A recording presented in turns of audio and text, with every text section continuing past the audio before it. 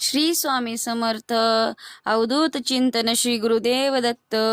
आज आपण जाणून घेणार आहोत तारक मंत्रांचे पाणी कसे तयार करायचे आणि त्याचे फायदे काय आहेत. तारक मंत्र कोणता?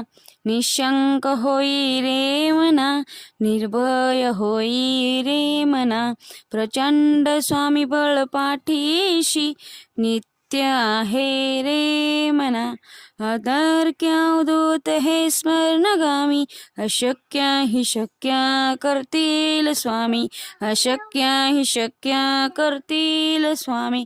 सर्वप्रथम एक स्वच्छ तांब्याचे किंवा स्टीलचे ग्लास घ्या आणि त्यात शुद्ध पिण्याचे पाणी भरा. आता देवघरात शांत बसून डोळे बंद करा. तुमच्या समोर स्वामींचा फोटो किंवा मूर्ती ठेवा. हळूहळू तारक मंत्र 11, 21 किंवा 108 वेळा श्रद्धेने जपा. मंत्र जपत असताना त्या ग्लासावर आपला हात ठेवा किंवा हलकी फुंकर घाला. प्रत्येक शब्दात श्रद्धा, विश्वास आणि भक्ती असू द्या. मंत्र संपल्यानंतर मनापासून प्रार्थना करा.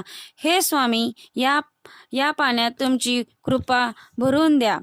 हे पाणी जो कोणी घेईल त्याला उत्तम आरोग्य, मनशांती आणि संकटातून सुटका मिळो. हे पाणी सकाळी उपवासाने घ्या किंवा आजारी व्यक्तीस द्या. तुम्हाला नक्कीच फरक जाणवेल. स्वामी कृपा हीच खरी दैवी औषध आहे. जय जय स्वामी समर्थ. अवधूत चिंतन श्री गुरुदेव दत्त.